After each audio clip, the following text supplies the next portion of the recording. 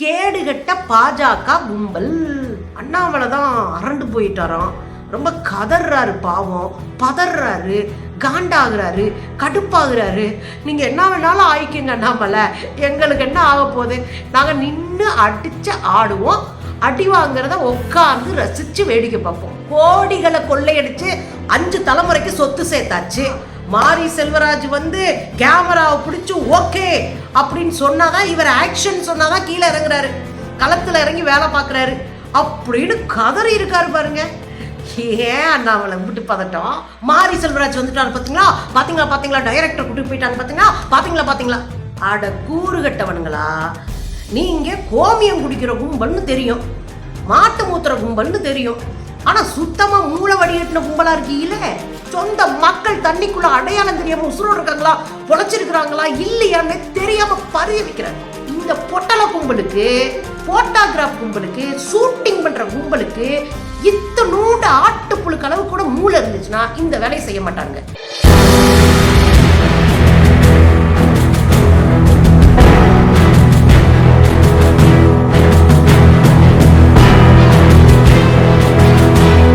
வணக்கம் தோழர்களே. இன்னைக்கு ஹேஷ்டாக் வழியா ட்ரெண்ட் ஆனது என்ன தெரியுங்களா? கேடுகட்ட பாஜக கும்பல். அப்பா, மனசுக்கு நிறைவா இருக்குங்க. கேடுகட்ட கும்பல் தாங்க அவங்க.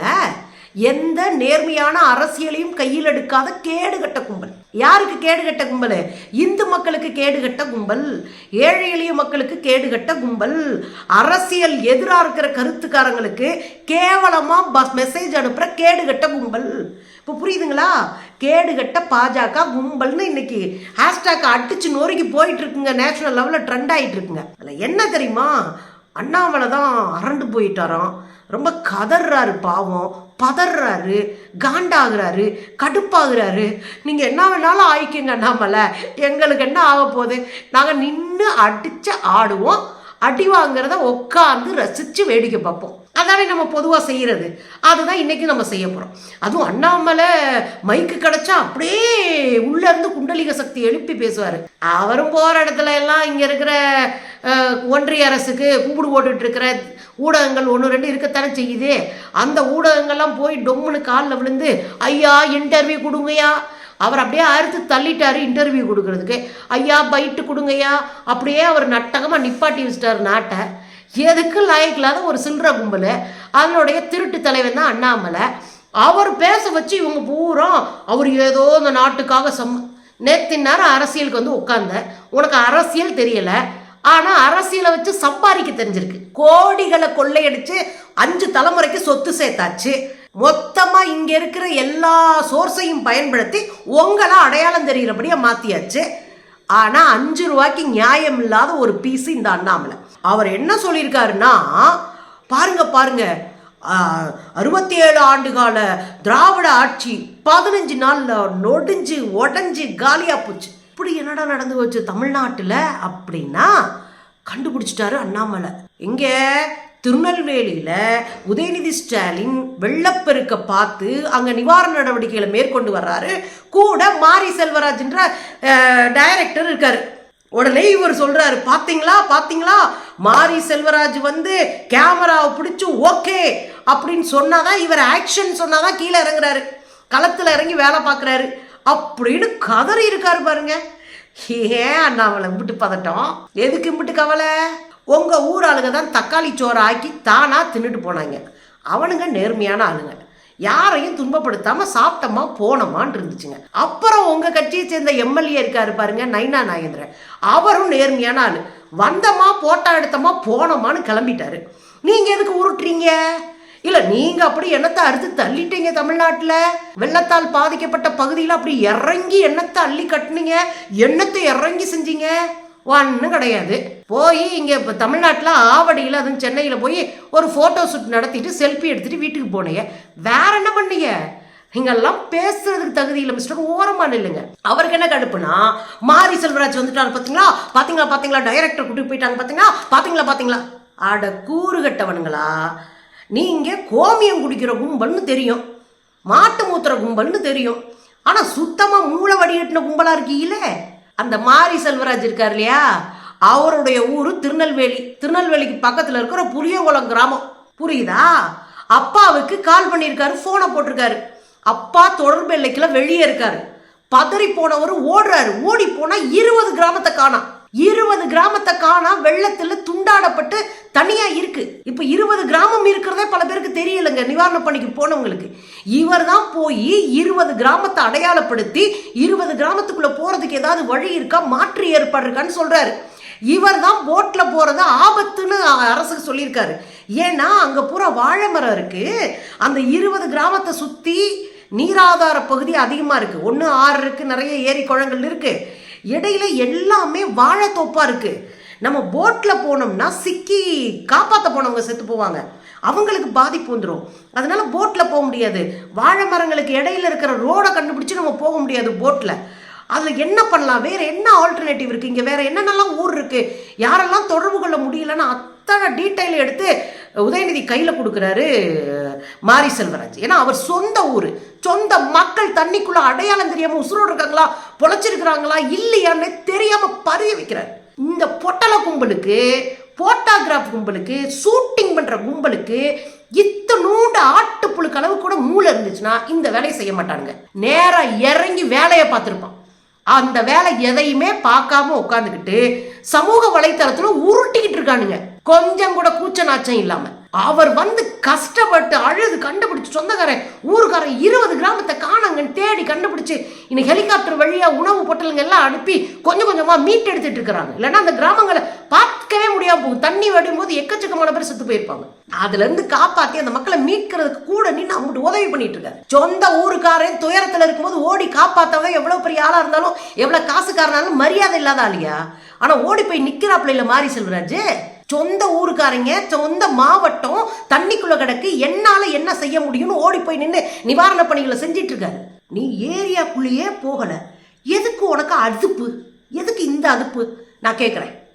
முடிஞ்சா செய், இல்லைன்னா ஓரமா உட்காந்து வழக்கம் போல உட்காந்து உருட்டிக்கிட்டு கடை.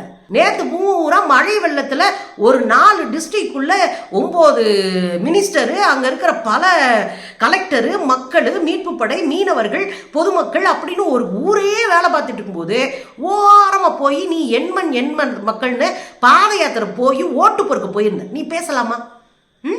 அதுலயும் மாரி செல்வராஜ் அசிங்கப்படுத்தி இருக்கிறாரு. அதுக்கு ரொம்ப சிம்பிளான காரணம் போதும். அவர் சாதி படம் எடுக்கிறான்னு உருட்டினவங்க தான் இவங்க பூரா. நாம் தமிழரும் இங்க இருக்கிற பிஜேபி காரணம். எதுக்குடா உருட்டுறனா, ஏன்னா அவர் ஒடுக்கப்பட்ட பட்டியலினத்தை சேர்ந்தவர்ல இருந்து மேல வந்து தைரியமா படம் எடுக்கிறாராம், கேள்வி கேட்கிறாராம். அது இவனால தாங்க முடியல. அதனால கதர்னாங்க. கொஞ்ச நாளைக்கு முன்னாடி உங்களுக்கு தெரியும், இன்னைக்கு ராமகோபால் வர்மா என்கிற டைரக்டரோட மாரி செல்வராஜை சம்பந்தப்படுத்தி இந்த ஆட்டுப்புழுக்க பேசியிருக்கிறாப்ல. அப்படி என்னத்தை பேசியிருக்காங்க தெரியுமா? யார் இந்த ராம்கோபால் வர்மா அப்படின்னா, 2008 183 பேர் பழியானாங்க, ஞாபகம் இருக்குங்களா? தாஜ் ஹோட்டலு டெரரிஸ்டுங்க உள்ள புகுந்து துப்பாக்கியால சுட்டாங்க, உங்களுக்கு ஞாபகம் இருக்கும். அந்த பாதிப்பை பார்க்க போன அந்த ஊர்ல இருந்த முதலமைச்சர், மகாராஷ்டிரா முதலமைச்சர் போறாரு, உள்ள போறாரு. அப்ப அவர் கூட யாரை கூட்டிட்டு போனார்னா, அவங்க மகனையும் டைரக்டர் ராஜகோபால் வர்மாவையும் கூட்டிட்டு போயிட்டார். இப்ப என்ன ஆகி போச்சு அப்படின்னா, முதலமைச்சர் விலாஸ்ராஜ் தேஜ்முக் அவர்களுடைய இந்த நடவடிக்கை மீது மக்கள் கோவப்பட்டாங்க. ஏங்க இவ்வளவு பேர் செத்து போயிருக்காங்க, அங்க என்ன டைரக்டர் கூட்டிட்டு போயிருக்கீங்க, ஷூட்டிங் எடுக்க போறீங்க, இது சம்பந்தமா படம் எடுக்க போறீங்களா அப்படின்னு ரொம்ப கலாய்ச்சி பயங்கர சர்ச்சையாச்சு அந்த காலகட்டத்துல. அதை இங்கே ஒப்பிடுறாரு. இங்க இந்த டைரக்டர் சினிமா ஷூட்டிங் எடுக்கிற மாதிரி ஏரியாவை பார்த்து கதை பண்ண போயிருக்காராம். அட கூமுட்டைங்களா, சொந்த ஊருக்காரன் பொழைச்சிருக்கானா, உசுரோடு இருக்கானா, காப்பாத்துறது எப்படி, பூரா வாழைத்தொப்பு அதெல்லாம் அரசுக்கு சொல்றதே அவர் தான். பூரா வாழைத்தொப்பு உள்ள போட சிக்கிடுவோம், வேற எப்படி ஹெலிகாப்டர் வழியா உணவு பொட்டலங்களை போடுவோம், வாய்ப்பு இருந்தா ஒருத்தரா தூக்கி காப்பாத்துவோம். 20 கிராமங்களை நம்ம எப்படியாவது காப்பாத்தி ஆகணும் அப்படின்னு கூட நின்று உதவி பண்ணிட்டு இருக்காரு. தண்ணி வடிய வேற எந்த வழியில போகலாம் அப்படின்னு ஆலோசனை பண்ணி அரசு கூட நின்று மீட்பு பணியில தெரிகிறார். அவரை கொண்டு வந்து என்ன சொல்றான், இங்க இருக்கிற டைரக்டர் ராம்கோபால் வர்மாவோட முடிச்சு போடுற. நீ எவ்வளோ பெரிய கேவலமான ரொம்ப மொன்னையான அரசியல்னு பார்த்து, ரொம்ப கேவலமான அரசியல் இது. இவ்வளவு கேவலமான அரசியலை சல்லிப்பயலுக கூட பண்ண மாட்டானுங்க. அதுல இன்னொரு உருட்டு என்னன்னா, பாருங்கள் முதலமைச்சரை பாத்தீங்களா, டெல்லிக்கு போயிட்டாரு, கூட்டணி கட்சிக்காக இது பண்ணிட்டாரு, அவர் அங்க போயிட்டாரு. ஓ, நீ காசு கொடுத்தா அவர் ஏன் அங்க போறாரு, காசு கொடுத்தா ஏன் அவர் அங்க போறாரு? ஏன்னா பிஜேபி என்ன அரசியல் வேணாலும் பண்ணிட்டு போட்டோம், ஏன்னா அதுங்களுக்கு அதுதான் வரும், அரசியல் பண்ணத்தான் தெரியும், மக்களை காப்பாற்றவோ வளர்ச்சி பாதையில கொண்டு போகவோ தெரியாது. அதனால நான் அதை எதிர்பார்க்கவும் இல்லை. ஆனால் ஒன்றியத்தில் ஆட்சியில் இருக்கிறது யாரு? காவி கும்பல் தானே. இப்போ நாங்கள் கேட்குற எங்களுக்கான வரிப்பணத்துலேருந்து பெறப்பட்ட அந்த பணம் உங்ககிட்ட லட்சம் கோடி இருக்கு. அந்த பணத்தில் நாங்கள் நிவாரணம் கேட்குறோம். எங்கள் மாநிலத்தில் பேரிடர் நடந்திருக்கு. அந்த நிவாரணத்திற்கு ஒத்த ரூபா கொடுக்கல. எவ்வளவு? ஒத்த ரூபா கொடுக்கல. நீங்கள்லாம் பேசலாமா? வானொலி ஆய்வு மையத்தில் சரியாக கணிச்சு சொல்றதுக்கு வக்கு கிடையாது. அப்படி சொல்லியிருந்தா இன்னும் கூடுதலான பாதுகாப்போடு மக்களை சரி பண்ணிருக்கலாம். இப்ப எதுவுமே செய்யல. அதோட பாதிக்கப்பட்ட மக்களை மீட்கவும் வரல. உங்க ஆளுங்க போட்டா சுட்டு நடத்திட்டு இருக்கு. கடுப்பா இருக்குமா இல்லையா? நீங்களாம் பேசலாமா? ஏன் இந்தியா கூட்டணியில போய் கட்டாயம் கலந்துக்கணும்னு அவசியமே இல்லை. ஏன் மக்கள் நான் காப்பாத்துறதுக்கு வந்து நிப்பேன்னு நிக்கிற மனுஷன் அவரு. நம்ம பார்த்துருக்கோம். கொரோனால ஃபெயிலியர் ஆனவர் மோடி. அதே கொரோனா காலகட்டத்தில் சக்சஸ்ஃபுல்லா மக்களை காப்பாத்துறது ஸ்டாலின். உங்களுக்கே தெரியும். நம்ம ஒன்றும் புதுசா சொல்ல வேண்டாம். இந்த உருட்டெல்லாம் இங்க உருட்டாதீங்க மிஸ்டர். அவருக்கு தெரியும் மக்கள் பக்கத்தில் எப்படி நிற்கணும். இன்னைக்கு தான் இது குறித்து பேச மோடி அழைப்பு விட்டு டைம் கொடுத்தாரு. அவரை சந்திக்க போறதுனால இந்த கூட்டத்தில் அட்டன் பண்ணார். அதான் உண்மை. சும்மா உருட்டிட்டு அதுல நம்ம அக்கா யாரு? வானதி அக்கா தொலைஞ்சு போய் ரொம்ப நாளா இருந்தது, காணாம போயிட்டாங்க நம்ம நினைச்சுக்கிட்டு இருக்கோம். அக்கா வந்துட்டாங்கப்பா உசுரோட. வந்து இன்னைக்கு அவங்க உருட்டுனாங்க பாருங்க. இப்போ டெல்லிக்கு போகலாமா? ஏமா செத்த போய் உட்காருங்கம்மா. ஒத்த ரூபாய்க்கு பிரயோஜனம் இல்லாத அரசியல்வாதிக நீங்கள்லாம் சுரண்டி பொழைக்கிறீங்க. ஓரமாக உட்காந்து போழைங்க, தின்னுங்க, எங்க வேலையை கெடுக்காதீங்க அப்படின்னு மக்கள் அடிச்சு ஓட விட்டுட்டு இருக்காங்க இந்த கும்பலை. அதுல ஒரு ரொம்ப சுவாரஸ்யமான விஷயம் என்ன தெரியுங்களா? பாருங்க நவீனமான ஒரு வானிலை ஆய்வு மையத்தை நாங்க தமிழ்நாட்டில் உருவாக்க போறோம்னு சொன்னாரே, நவீன கம்ப்யூட்டர்ஸ்லாம் கொடுக்க போறேன்னு சொன்னாரே, அதெல்லாம் நடக்குதா இல்லையா அப்படின்னு அடிச்சு விட்டுக்கிட்டு இருந்தாரு. யாரு? நம்ம ஆட்டுக்குட்டி. ஐயோ ஆட்டுக்குட்டி, அடிப்படை அறிவே இல்லையா? மூளையே இல்லையா? ஒரு ஆட்டு புழுக்க தண்டி, ஒரு பட்டாண்டி தண்டி மூளை இல்லையா? இல்லை, நான் என்ன கேட்குறேன், இந்தியா முழுசும் வானிலை ஆய்வு செஞ்சு அறிக்கை கொடுத்து எச்சரிக்கை கொடுக்க வேண்டியது ஒன்றிய அரசின் கடமை. அந்த ஒன்றிய அரசு தான் எவ்வளவு மழை வரும்ன்றத கூட ஒழுங்கா கணிக்காம எங்களை மாட்டி விட்டுருக்கு. அந்த ஒன்றிய அரசு குரூப் தான் உருப்பிடாம உட்காந்து ஒரு வானொலி ஆய்வு மையத்தை நடத்திக்கிட்டு உட்காந்துருக்கு. நாங்கள் இங்கே தனியாக ஆரம்பிக்கலாமான்னு ஆலோசனை பண்ணிக்கிட்டு இருக்கோம். ஆனால் இன்னைக்கு வரைக்கும் ஒன்றிய அரசினுடைய வானிலை ஆய்வு மையம் கொடுக்குற தகவலை வச்சுட்டு தானே வேலை நடக்குது. அப்போ புளிச்சுன்னு ஓடி முஞ்சில துப்பிட்டீங்களே அண்ணாமலை. ரொம்ப கேவலமாக இருக்குது. ஒன்றிய அரசுக்கிட்ட தான் வானிலை ஆய்வு மையம் இருக்குன்னு கூட தெரியாமல் புளிச்சுன்னு தன்னை மேலேயே தானே துப்பிக்கிட்டு இருக்காரு. அதில் ஒன்றுங்க, முதலமைச்சர் ஸ்டாலின் நொட்டாங்கையில் அடிச்சிருக்காரு. நம்ம ஜி இருக்காருல்ல, சனாதன ஜி, அதாங்க RSS ரவி, அவர் ஒரு கூட்டத்தை கூட்டியிருக்காரு. ஒன்றிய அரசு அலுவலர்கள், அதோட பாதுகாப்பு படையில் இருக்கிற உயர் அதிகாரிகள், இவங்களெல்லாம் வச்சு ஒரு கூட்டம் நடத்திருக்காங்க. அந்த கூட்டத்தை இன்னைக்கு நடத்தியிருக்காரு. அந்த கூட்டத்தை பார்த்த உடனே எச்ராஜாவுக்கு பொங்கி வருது. எச்ராஜா சொல்றாரு, பாத்தீங்களா இவ்வளவு துயர நேரத்தில் டெல்லிக்கு போன ஸ்டாலின் இங்கே வந்து கூட்டத்தை நடத்தி கொண்டிருக்கிற ரவி இங்கே, யார் உங்கள் பக்கம் சொல்லுங்கள் அப்படின்னு உணர்ச்சி வசமா பேசியிருக்காரு. ஜி, அந்ததெல்லாம் மக்கள் நம்ப கூட மாட்டாங்க ஜி. போங்க ஜி ஓரமா. இதைத்தான் கேள்வியாக கேட்டிருக்காங்க டெல்லியில். அப்போ அவர் ரொம்ப சிம்பிளாக ஒரு பதிலை சொல்லி நொட்டாங்கையில் தட்டிட்டு போயிருக்காரு. என்ன பதில் தெரியுங்களா? ஏங்க, கொரோனா வந்துச்சு, கொரோனா ஒரு பேரிடரு, அதுக்காக பிரைம் மினிஸ்டர் கூட்டத்தை கூட்டி எல்லா ஆலோசனையும் நடத்தினாரு.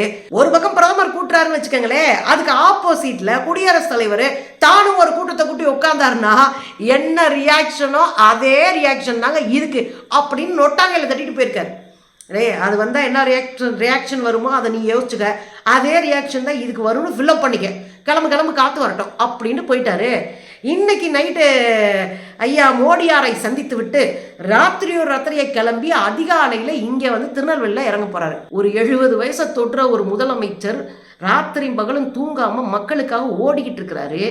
ஒத்த ரூபாய்க்கு பிரயோஜனம் இல்லாமல் 38 வயசு ஒரு ஆள் அரப்பீஸு பாதுகாப்பாக ஒரு இடத்துல உட்காந்துக்கிட்டு உருட்டி விட்டுட்டு விளையாடுது. மக்களுக்கு தெரியுங்க யார் நேர்மையாக இருக்கிறோம், யார் உருட்டி விடுறா, யார் சுரண்டி உலையில் போடுறான்னு மக்களுக்கு தெரியும்.